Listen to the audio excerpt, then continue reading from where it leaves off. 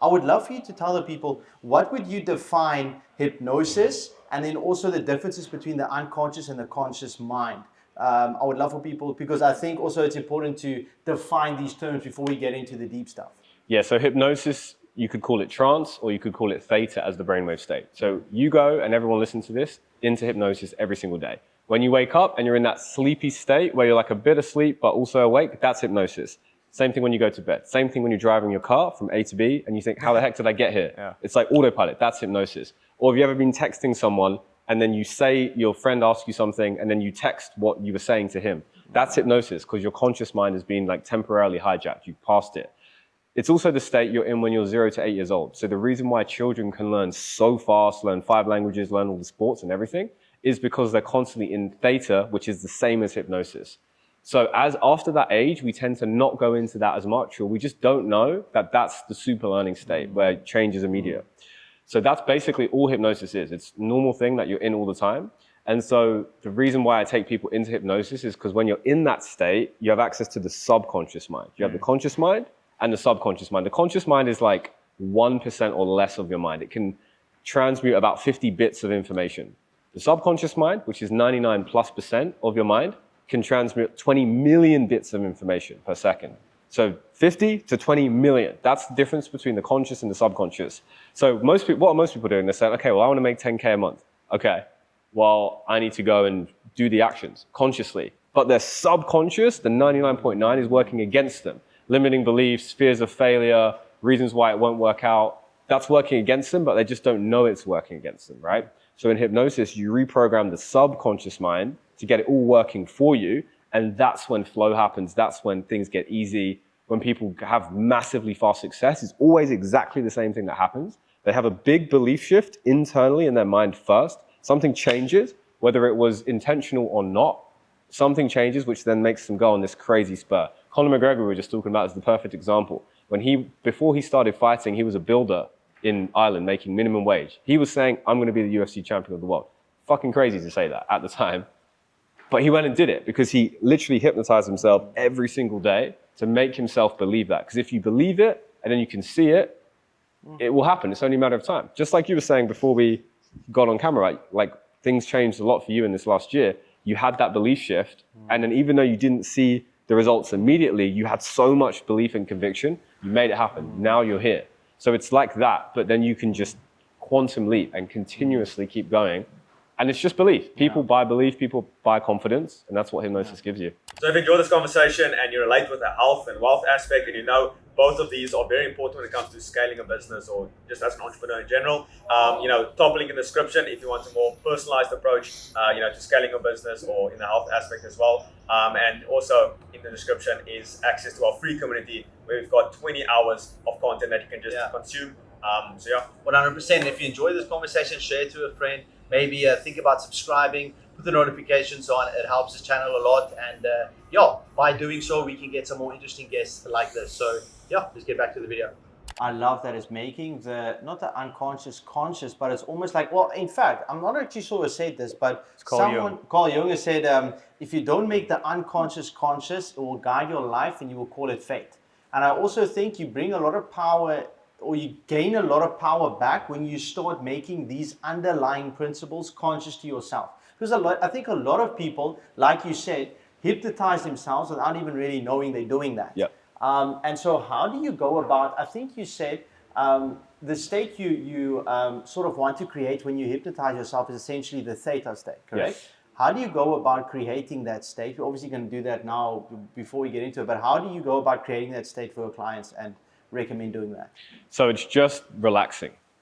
All it is just being very, very relaxed. So when you were in the hypnosis, you were very relaxed, right? Like meditation. For people listening, like probably they've tried meditation. When you get to that really relaxed state, it's the same kind of thing. You're just very calm, very relaxed, and that's when you're more susceptible to what we call suggestions in hypnosis, and those suggestions are going to be the programs for your mind, the ones that you want. So that's all it is. You just have to be very relaxed. So for people, if they want to try it, I would say try it when you're just waking up or going to bed, because you're naturally going to be going into theta without, like, if you don't know how to do it and you don't know the skill set, just do it at those times of the day.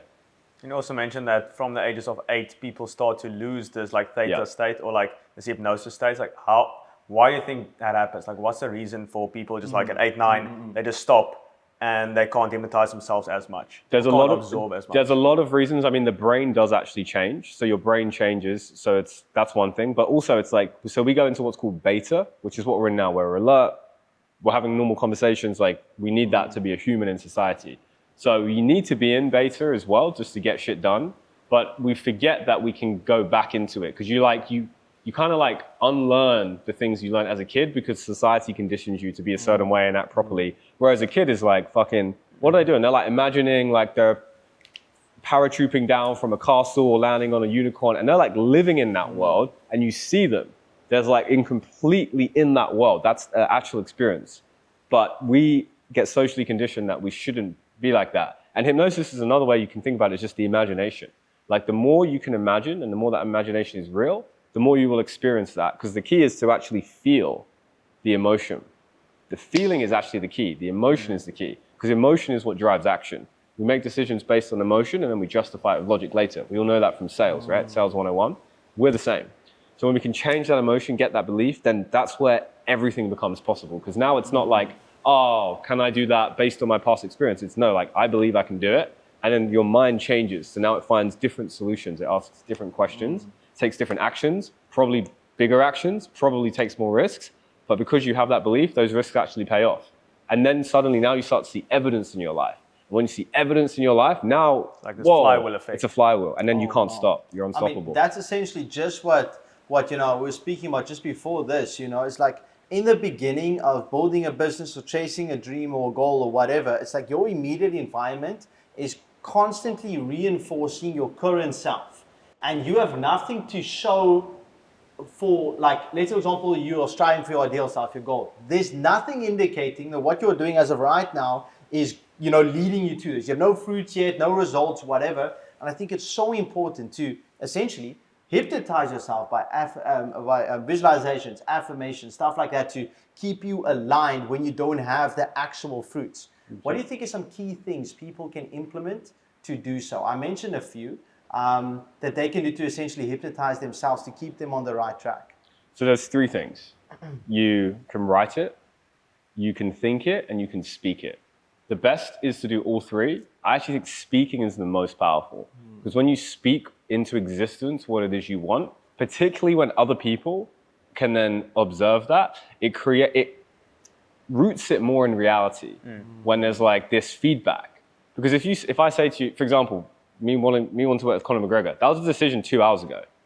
That was 2 hours ago. But like, my belief and conviction is that will actually happen. And he also said that if you can see it and have the courage to speak it, exactly, it will happen. Yeah, you have to, because the reason why people don't do that is because they have the fear of failure. They're scared of, okay, what if I say I'm going to do it, I don't do it, and I fail?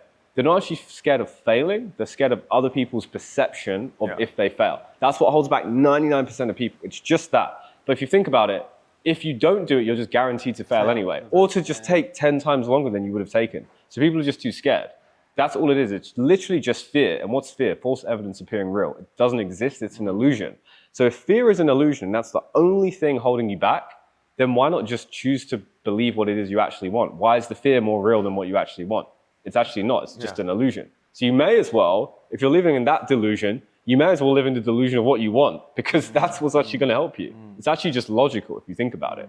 So that's it. Just do those things and constantly just tap back into what you want. Because here's the thing. I also work with people who are making tens and tens of millions a year. And they actually, obviously they've got really far, but then they can still get to a point where they lose that vision. They lose those skill sets that got them to that point, and then they stagnate. So whether you're at 0 or tens of millions, it's actually the exact same process. So it's constantly just being able to come back to those principles. That's it.